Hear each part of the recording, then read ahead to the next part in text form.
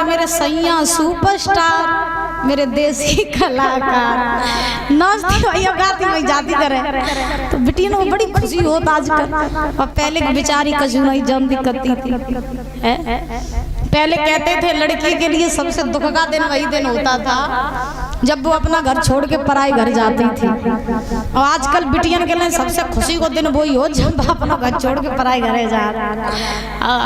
और जब ससुरे पहुंच जावे तो मैके में जने खूब घास छोली हो और ससुरे जाएगी फिर जब महाराज पता इंदिरा गांधी बन जाए और लौट के जब मैके में लौट के याद करे ना हाँ तो मैके में ने को गर्मी नहीं लगे तो जी अपनी अम्मा क्या गाती तुम्हारी बड़ी गर्मी पता हम तो अपने कमरा में तो निकलता ही नहीं हूं तो मेरे घर एसी लगी एसी और एक दिन नहीं रुकती मैके में महाराज दूसरे दिन बुलाए दूल्हा को चली जाती महाराज।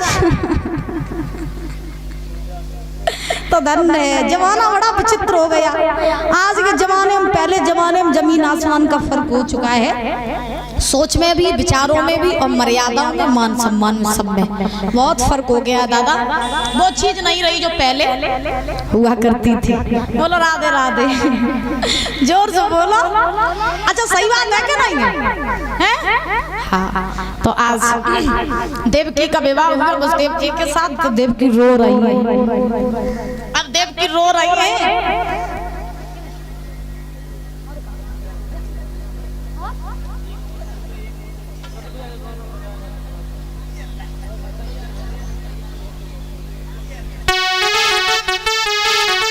देवकी की सहेलियां देवकी को विदा कर रही हैं और महाराज बोलेंगे बहना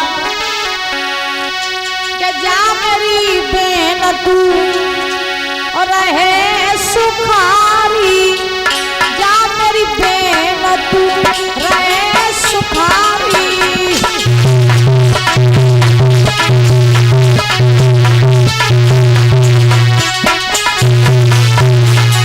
विदा कर रही हैं सुखारी, सुखी रहे परवारी लोगा, सुखी रहे परवारी।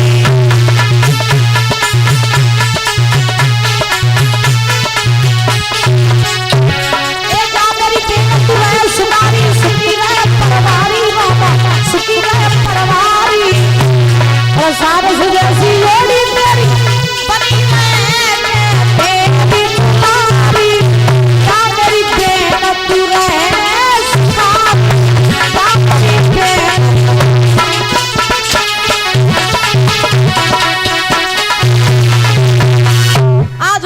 देवकी की सहेलियां देवकी को विदा कर रही हैं और बोली बहना ससुरे में जाके कैसे रहियो? बोले सास ससुर की सेवा करियो, पति की सेवा करियो, जैसे हिंद तुमने सबकी मान मर्यादा राखी वैसे ही तुम ससुरे में जाके सबकी मान मर्यादा राखियो। को कह रहा हो देवकी की सहेली है और आजकल की सहेलियां का सिखाती? बोले सुनो तुम ससुरे जाइयो तो काऊ तो डराइयो ना, सास कछु कहे सो चुटिया पकड़ के अलग चूली रख दियो। बाद में हम सब देख लिए यहाँ तेरी सास ससुर को और ज्यादा अगर तो तेरी सास ने टेंटे करी तो जेल दिखाई दी जेल। डराइए तू काऊ था ना, दबिए काऊ था ना। आज की सहेली जो समझाती है लेकिन देवकी की सहेलियां देवकी को विदा कर रही हैं। अब धीरे धीरे तब तक का बहुत देवकी की मैया आई गई और जैसे ही देवकी की मैया आई है तो देवकी अपनी मैया के गले से लग करके रोने लगी और देवकी ने रो करके कहा माँ तू आज मुझे खुद से अलग कर रही है तो मैं कैसे रहूंगी तेरे बिना। माँ जिस आंगन में मैं खेली पली बड़ी और आज हम यहाँ से जा रहे हैं तो हम ससुराल में जाके कैसे रहेंगे, क्या करेंगे? बोलिए तू मुझे माँ से गिला मिला ये ही सिला, बेटियां क्यों पराई है, मुझे माँ से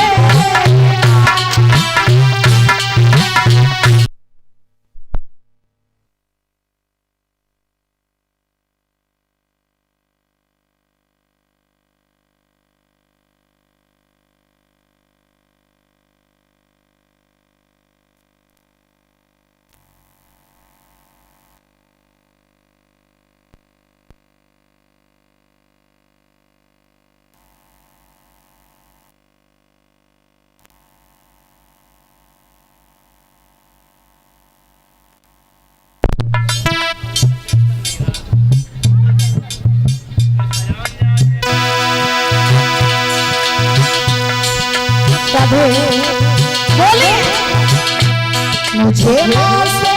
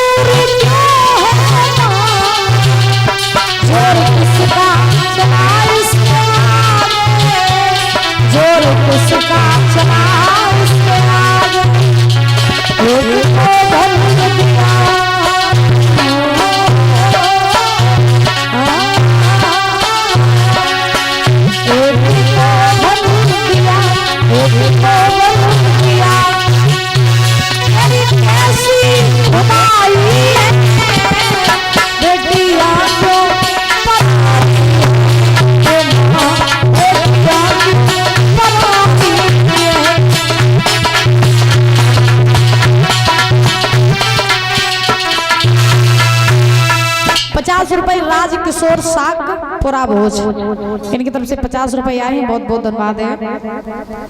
काम न करेंगे सुख शांति प्रदान होती है, धन के भंडार भरे रहे। तो आज महाराज देवकी रोने लगी तो देवकी की मैया बोली है, बेटा ससुराल में जा करके सास ससुर की सेवा करना, पति की सेवा करना।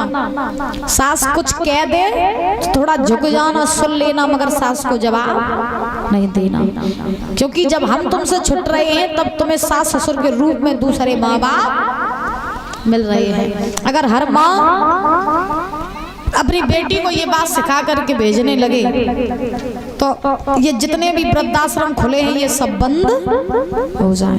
अगर हर माँ अपनी बेटियों को ये चीज सिखा के भेजने लगे, बेटा सास ससुर को ही माँ बाप मानना। लेकिन आजकल की माताएं तो बड़ी का पहले कह देती बिटिया तुम डरियो का ना, कोई कछु का बस फोन कर दियो एक, तुरंत हम देख लेंगे सास ससुर को दहेज प्रथा लगाएगा भीतर जेल में कर दिए। आज के जमाने में दादा कोर्ट कचहरी में जाओ तो बाहर के केस कम, घर के केस ज्यादा मिलेंगे, और सबसे ज्यादा केस मिलेंगे जो सास ससुर और बहुओं वाले, सबसे ज्यादा। तो ये आप लोगों की लापरवाही का नतीजा होता है। हर माँ अपनी बेटी से कह दिया करे, बेटा जब हम तुझसे छुट रहे हैं, अब ये तेरा घर पराया है, वो घर तेरा अपना है, तो उस घर को संभाल के रखना। यहाँ से बेशक टूट जाए लेकिन अपने ससुराल वालों से कभी भी धोखा मत करना। अपने सास ससुर की सेवा करना जब तक वो जिंदा रहे तब तक। तो ये चीजें सिखा के पठाओ करो, सीधी सी चीज, छोटी छोटी बातें हैं। और एक बात बताएं, जो एक सास होती है वो भी किसी की माँ होती है, बात समझना। एक सास जो होती है वो भी किसी बेटी की माँ होती है। तो अगर तुम अपनी बिटिया को जो चीजें सिखा के पठाइयो तो तुम्हारे घर में जो बहू आई है, बहू अपने आप सीखे आइए। अब तुम अपनी बिटिया से जकाती कि तू जाइए तो सासू को तो खूब मारिए चुटिया पकड़ के, तो कछु कहे, और दूसरे की बिटिया तुम्हारे घर में आई यानी तुम्हारी बहू, और बने अगर तुम्हें मारो तो तुमने फिर मारा जब कही अच्छा तुम मार रही, तेरी अम्मा ने तो जो सिखाओ भाई, जैसे तुमने अपनी बिटिया को सिखाओ तैसे तुम्हारी बहू की अम्मा ने बाय सिखाओ। बात समझ में आ रही है? तो कहने का भाव कि तुम जैसा करोगी वैसा ही फल तुम पाओगी। अगर तुम अपनी बिटिया तक कह के बाकी सास को पिटवाई हो तो तुम्हारे घर में जो बहू आई है बस तुम्हें फिर मारे और तुम्हें गारी दिए। तासो पहले खुद सुधरो, जमाना तो अपने आप सुधर जाएगा, ठीक है ना। अब हर सास चाहती है कि बहू हमें सीता जैसी मिले, हैं? का कहती बुरी लग रही हो ये बातें वही। हाँ सत्य हमेशा कड़वा होता है। हर सास चाहती है कि बहू हमें कैसी मिले, सीता जैसी मिले हैं। अब बहू चाहती तुम सीता जैसी हो, खुद तुम मंथरा बनी बैठी तो सीता कौन ते आई, फिर तुम ताड़का जैसी है, छाती पे चढ़ के और हो रहा बूझे। तो सीधी सादी बात है कि बहुओं को बिटिया समझो तो बहू अपने आप तुम्हें अम्मा समझिए, और बहू को बहू समझो तो फिर मारा धरा मरा हुआ रोई है घर में। बोलो गोविंद भगवान की। तो देखिए आज देवकी रो रही है, तब तक कंस आया। तो कंस ने जवाब दिया, बहन ऐसा करो तुम मेरे रथ में बैठो, हम तुम्हें बटेश्वर तक छोड़ आए। अब हमारा तुम्हारा यहीं तक का साथ है, रथ में बैठो हम तुम्हें छोड़ आए। तो कंस ने देवकी को अपने रथ में बैठा लिया।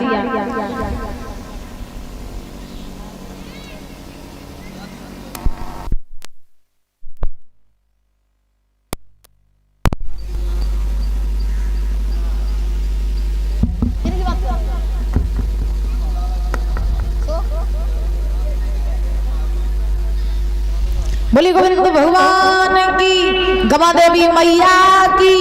तो देवकी जो है ये कंस के रथ में बैठ गई, और जैसे ही कंस के रथ में बैठी है तो कंस का रथ पीछे पीछे आगे वसुदेव का रथ आदि रास्ते में जैसे ही रथ पहुंचा, आकाशवाणी होने लगी, देवी देवता चिल्लाने लगे, कंस राज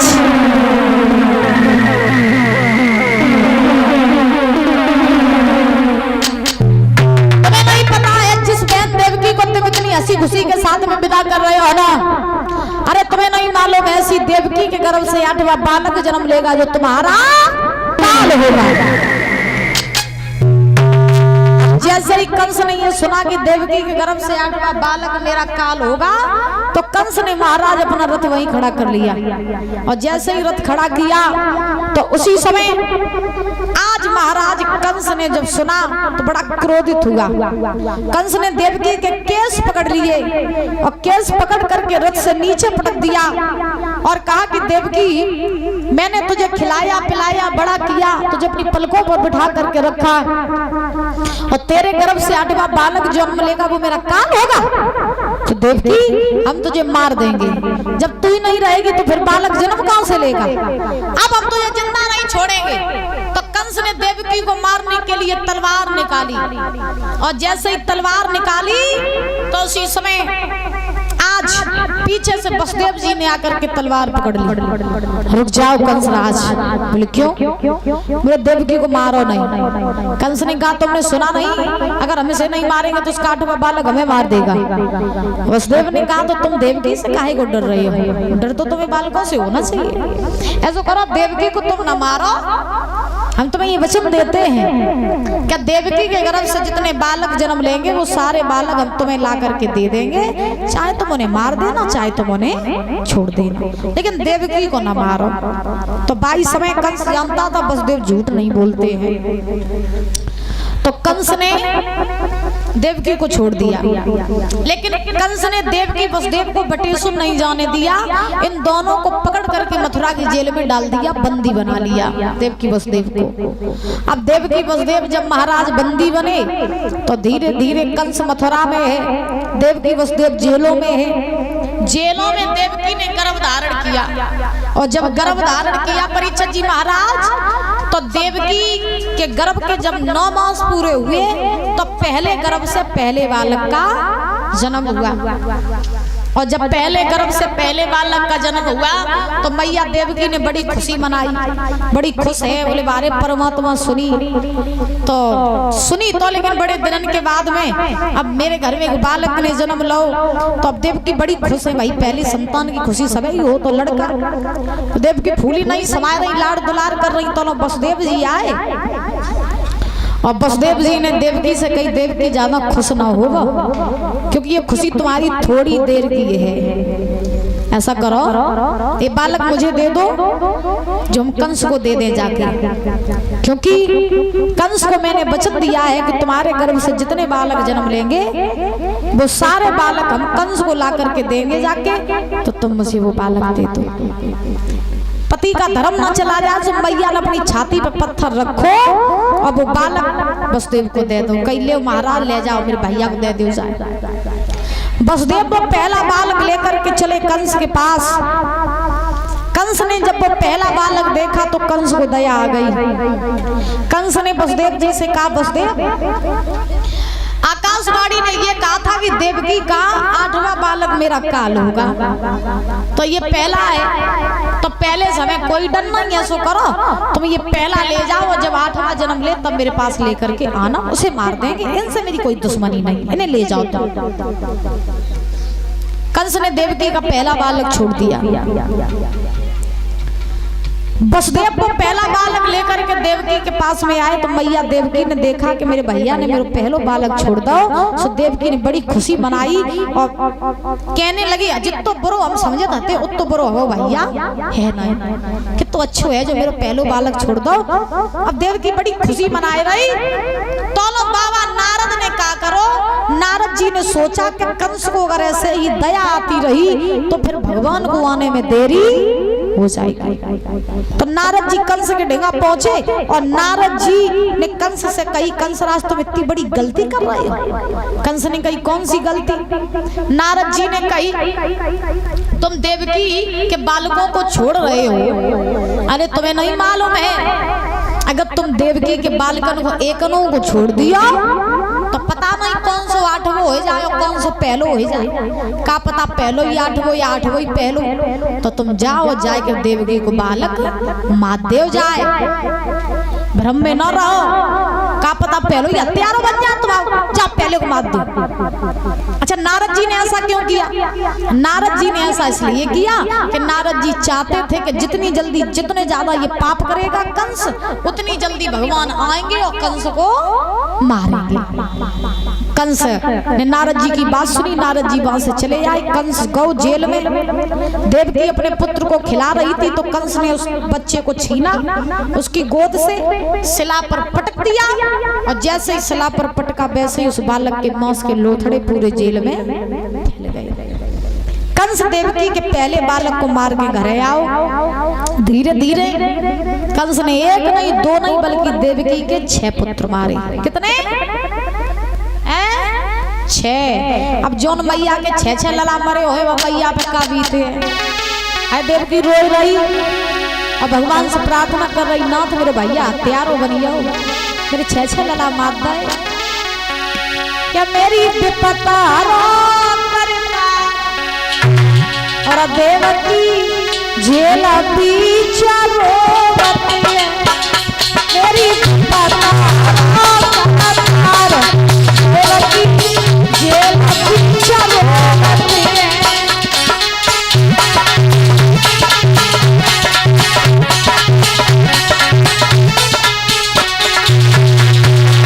ओ मेरी विपता देवकी जेल पीछा रोवती है, ओ मेरी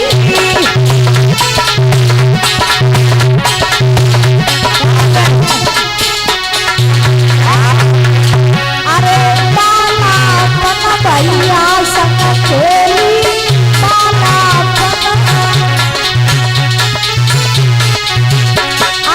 हाथ लई तलवार देवकी जेल पीछा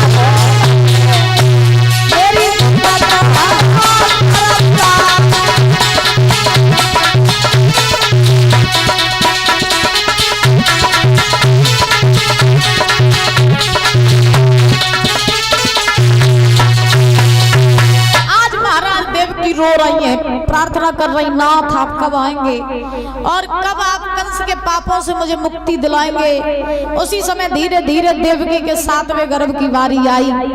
7वें गर्भ में शेष भगवान चले तो नारायण भगवान ने क्या किया, योग माया से कह करके देवकी के 7वें गर्भ को रोहिणी के गर्भ में पहुंचा दिया। जो रोहिणी वसुदेव की पहली पत्नी थी, जो ये गोकुल में बाबा नंद के यहाँ रहती थी, तो योग माया ने देवकी का 7वां गर्भ खींच करके रोहिणी के गर्भ में पहुंचा दिया, जिनके द्वारा हुए थे शेषावतारी बलराम जी महाराज। बोलिए बलराम जी महाराज की। तो अब देखो, कंस को पता चला कि देवकी का 7वां गर्भ खंडित हो गया। कंस सोचने लगा, अच्छा हुआ मर गया, जन्म ले लेता तो मेरे हाथों से मारा जाता। अब धीरे धीरे समय बीता और जैसे ही धीरे धीरे समय बीता परिचय जी महाराज तो का हो कि अब बारी आई 8वें गर्भ की। 8वें गर्भ में भगवान आने वाले हैं। अच्छा किने किने खुशी है भगवान आए रहे? तो मैं नहीं खुशी का भगवान आए रहे, खुशी नहीं है? हाथ उठा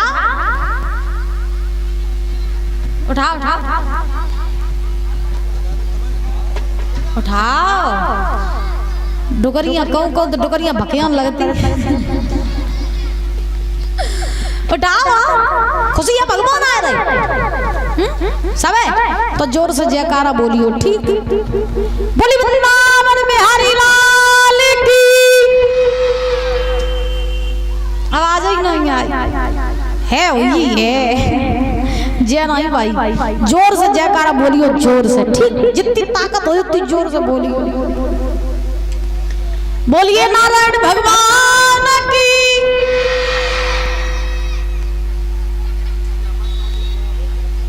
चलो कोई दिक्कत नहीं, सही आती आवाज इतनी तो देखो देवकी की 8वें गर्भ की बारी आई तो कंस ये चौकन्ना हो गया। कंस ने बड़े बड़े पहलवानों को बुलाया और कहा जितना खाना है खाओ, जितनी ताकत बढ़ानी है बढ़ाओ। देवकी का जैसे ही 8वां बालक जन्म ले वैसे ही उसे मार दो, छोड़ना नहीं है बिल्कुल भी, क्योंकि वो मेरा काल है। फाटकों पर ताले पड़वा दिए, 4-4 5-5 पहरेदार खड़े करवा दिए। देवकी के हाथ पैर में बेड़ियां डलवा दी, बस देवकी के हाथ पैर में बेड़ियां। देवकी को खाने के लिए कंस महाराज बासी रोटी देने लगा। धीरे धीरे धीरे धीरे क्या हुआ, आज कंस के यहाँ जोरे से तैयारियां चलने लगी। फाटकों पर ताले पहरेदार सब खड़े, हाथ पैर में बेड़ियां। धीरे धीरे देवकी के 8वें गर्भ की बारी आई और 8वें गर्भ के 9 मास पूरे भए तो भगवान आने वाले हैं। जब धीरे धीरे 9 मास पूरे हुए तो नारायण भगवान जो थे वो आज चले हैं। और जब भगवान चले तो वो समय कौन सा था? भादों का महीना है, कृष्ण पक्ष की अष्टमी है, रोहिणी नक्षत्र है, दिन है बुधवार, अर्धरात्रि का समय। भगवान नारायण 4 भुजाएं धारण करके और चले हैं महाराज। और चलते चलते भगवान जेलों में आए। जैसे ही भगवान जेलों में आए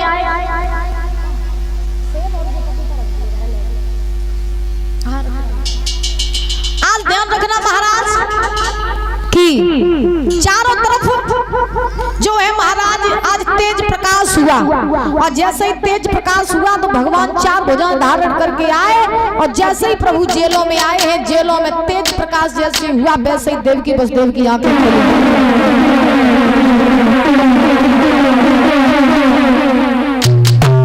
देवकी वसुदेव की आंखें खुली, सामने देखा चतुर्भुजी रूप धारण किए श्री हरि नारायण खड़े। देवकी वसुदेव चरणों में गिर पड़े, बड़े नारायण भगवान की। अब देवकी वसुदेव चरणों में गिरे हैं और भगवान जो है वो साक्षात विराजमान